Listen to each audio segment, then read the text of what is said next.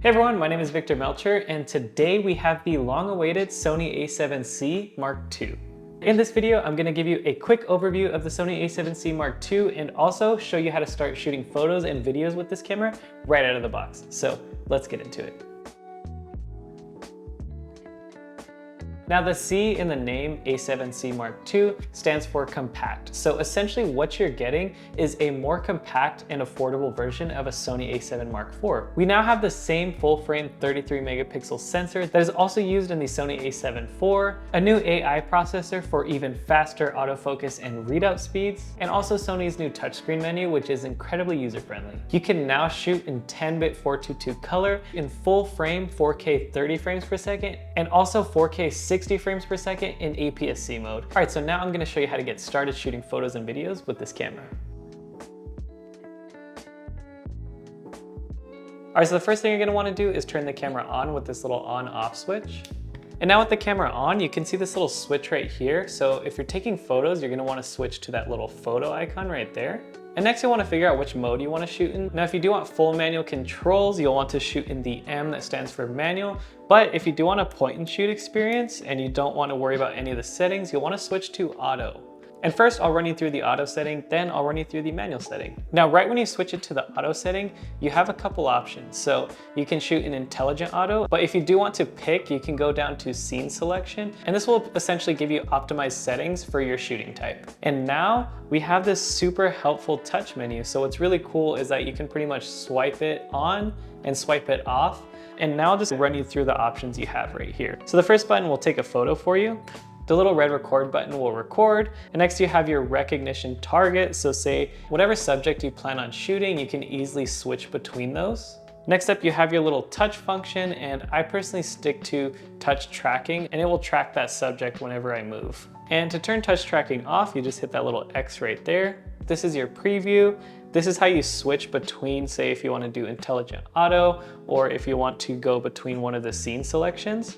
You can easily do that just by tapping the little top right corner. And right below that, you have your little drive mode. So say if you do want to shoot single photos, or if you want to do high burst modes or anything like that, this is where you can control that. Next up, you have your focus mode, but you can't control that while you're in auto. And you also can't control your white balance just because intelligent auto will always be in auto white balance. And next up, you have this little star icon, and once you turn it on, it's pretty cool. Basically, you can defocus the background if you like, adjust the brightness, the color, and the creative look. So this is like a fun, easy way, again, if you do want that full point and shoot experience, and pretty much have slight manual controls in an all automatic setting. And now to turn that off, all you have to do is half press the shutter, and now you can just click it again. And you'll get this little pop-up just letting you know that it's gonna reset everything to the automatic values. Just click OK.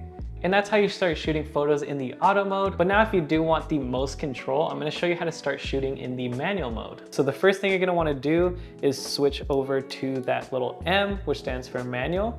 Now this touch menu is essentially pretty much the same, but there are a few more features that are unlocked that you can manually change yourself. For example, these bottom tabs, say if you want to change your shutter, you just hit that little shutter tab. The ISO tab, now you can change your ISO, your picture profile, white balance, and your focusing area. Now one more key setting you might want to control if you are shooting in manual is if you're shooting in RAW or JPEG. And the way to access that is just by clicking this little menu button right here. Now once you're in your menus, you'll just go down to this little house icon in main menu. So for your file format, this is where you can choose if you do want to shoot in RAW. Say you just want that extra flexibility and you're not too concerned about the file size, I'd shoot in RAW. But if you do want a bit of a smaller file and you don't mind losing some of the flexibility, you might want to shoot in JPEG. Or for safety, you can shoot in both. And if you are shooting in RAW, you can go to the RAW file type and you can click here. So if you want a compressed RAW file, which will be a little bit smaller, or you want a fully RAW uncompressed file, you can just go to uncompressed. If you are shooting in JPEGs, you might want to go to the JPEG quality, and this is where you can adjust that quality. Now again, for shooting video, the first thing you're going to want to do is get this little switch and switch it to that little video icon. Now you are pretty much set to start shooting video right out of the gate. And now I'm going to show you the menu because there are a few things on the touch menu that are a little different for shooting video. Now in auto, again, the ISO, aperture, white balance, and shutter speed are going to automatically adjust to whichever environment you're shooting in, so you don't even have to worry about any of these settings down below. But the first cool feature on the touchscreen menu is the focus map. So you can just click this and it will essentially show you what is in focus, which is actually really helpful because say if it's like a super bright day, or maybe you don't have your glasses with you and you just want to make sure something's in focus super easily, this is a great way to do that. Next up, that little AFC tab, you can adjust if you want manual or autofocus. Just like the automatic photo mode, we have this little tab where we can control the background defocusing, the brightness, the color, and the creative look. So again, if you want a little bit of control, but you don't want it too complicated, then this would actually be a great little feature for you. And now that I showed you how to shoot video in the auto modes, I will now show you how to shoot video in the manual mode. This can be great if you are a filmmaker and you want all of that extra flexibility and control in your image. So now I'll walk you through that. All right, so first off, you're gonna switch the mode dial to that little M, which stands for manual.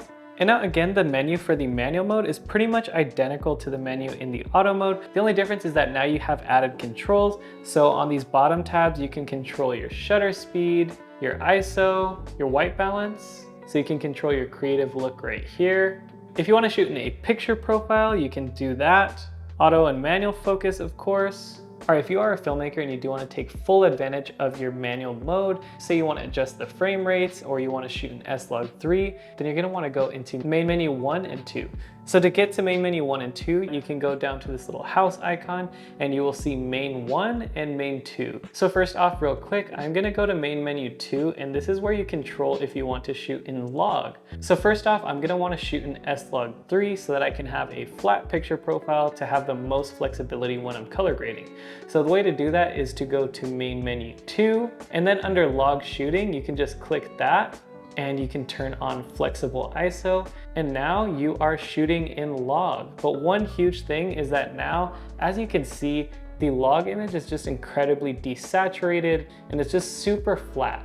So what you're gonna wanna do is go back into main menu 1, and under main menu 1, you can go to this bottom right corner where it says S-Log3 under select LUT, click that, and now you can do S709, and essentially S709 will now give you a preview of what your footage will look like after you color grade it. And two last important settings for shooting video are going to be the file format and also the record setting. So file format, this is where you can choose your video codec, so essentially your file. XAVC-S is a nice middle ground, which I always suggest shooting because it will be a decent file size and also not as compressed as XAVC-HS. Next, if you're shooting in S-Log3, you're always going to want to shoot in 422 10-bit color. This will give you the most flexibility in your color grade. All right, and to shoot in S&Q, again, we just have to switch to that little S&Q icon. And now what will pop up on the menu is S&Q, which is pretty much the slow motion or time lapse. And you're good to go. All right, everyone, so that is your quick start guide for the Sony A7C II. You can now pre-order this camera on ShopMoment.com. And if you do have any questions, feel free to let us know down in the comments below, and we'll see you in the next one.